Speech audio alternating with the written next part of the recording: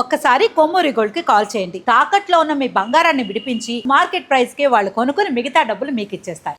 Israel president Benjamin Netanyahu ఆయన 21/10/1949 ఉదయం 9:30 Tel Aviv అనే ప్రదేశంలో జన్మించాడు. ఆయన యొక్క జన్మలగ్నం వృశ్చిక లగ్నం. లగ్నంలో ఆయనకి శుక్రుడు ఉన్నాడు. తృతీయంలో నీచపడిన గురువు, పంచమంలో రాహు. ఆయన బుద్ధి అంతా నీచమైన బుద్ధి. ఎంతసేపు దొంగ దెబ్బ కొట్టాలి, ఎదుటివాడిని మానసికంగా చిత్రహింసలు చేయాలి. ఎందుకంటే లగ్నం నుంచి 5వ ఇల్లు పంచమం బుద్ధిస్థానం. ఈ బుద్ధిస్థానంలో ఈ రాహు కన్నింగ్ ప్లానెట్, ఒక సైకిక్ క్యారెట్ అయిన కలిగిన యొక్క గ్రహం రాహు. రాహు పంచమంలో ఉంటే ఆ వ్యక్తుల్ని ఎవడో నమ్మకూడదు. వాళ్ళు ఎదుటివాడిని నమ్మినట్టుగా నటిస్తారు కానీ ఎవరిని నమ్మరు. ఎంతసేపు తమ యొక్క స్వార్థాన్ని చూసుకుంటారు. ఈ బెంజమిన్ నెతన్యాహు కూడా అట్లాంటి మనిషి. ఆయనకి దశమంలో కుజశనులు ఉన్నారు. అట్లాగే ఆయనకి లాభస్థానంలో బుధుడు, చంద్రుడు, కేతు, ఈ 3 గ్రహాలు కూడా ఆయనకి లాభస్థానంలో ఉన్నాయి. ప్రస్తుతం బెంజమిన్ నెతన్యాహుకి ఈ 2025 నుండి 2028 దాకా బుధ మహర్దశలో ఈ శుక్రుడి యొక్క అంతర్దశ జరుగుతోంది. వృశ్చిక లగ్నానికి బుధుడు అష్టమ లాభాధిపతిగా అతి పాపి. బుధుడు ఈ లగ్నానికి ఏమాత్రం కూడా యోగం చేయడు.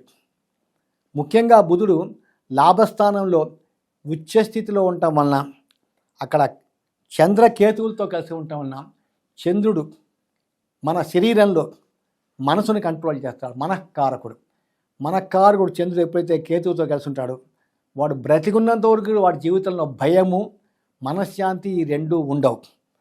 అలాగే ఈ చంద్రకేతువుల్ని బుధుడిని రాహువు చూస్తున్నాడు. ఇతను పరమ పాపి, నీచుడు, దుర్మార్గుడు.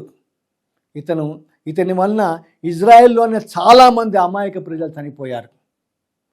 ఇతను రేపొద్దున వచ్చే రోజుల్లో ఈ 2026 డిసెంబర్ లోపలే ఈ బెంజమిన్ నెతన్యాహు కూడా కుక్క చావు చేస్తాడు. మామూలుగా చావాడు. ఎందుకంటే మహర్దశాధిపతి బుధుడు ఈ లగ్నానికి అతి పాపి, అంతర్దశాధిపతి శుక్రుడు వృశ్చిక లగ్నానికి సప్తమ వ్యయాధిపతిగా అతి పాపి మరియు మారకుడు.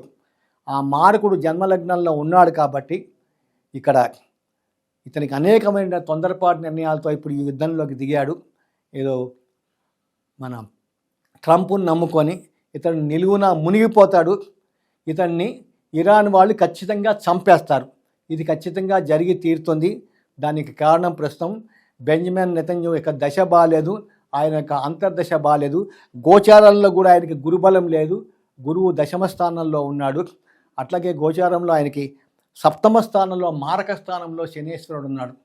కాబట్టి వచ్చే ఈ యొక్క 10 నెలలు కూడా ఆయనకి చాలా కష్టకాలం. ఈ 10 నెలల ఈ లోపలే ఆయన చచ్చిపోతాడు. ఆయనకి న్యాచురల్ డెత్ లేదు. ఎందుకంటే ఆయనకి లగ్నాధిపతి కుజుడు దశమంలో శనితో కలిసి ఉన్నాడు. ఎవరికైతే దశమ స్థానంలో శని ఉంటాడో, అట్లాగే కుజుడు కలిసి ఉంటాడో వాళ్ళకి న్యాచురల్ డెత్ ఉండదు. ఇక్కడ దశమ స్థానంలో శని కుజులు కలిసి ఉన్నారు కాబట్టి అతనికి అన్యాచురల్ డెత్తే. ఆయన హత్యకి గురి అవుతాడు, లేకపోతే ఫ్లైట్ యాక్సిడెంట్లో చచ్చిపోతాడు, లేకపోతే ఆయన్ని బాంబ్ బ్లాస్ట్లో చంపవతల పడేస్తారు. ఇది ఖచ్చితంగా జరిగి తీరుతుంది. నమస్కారం.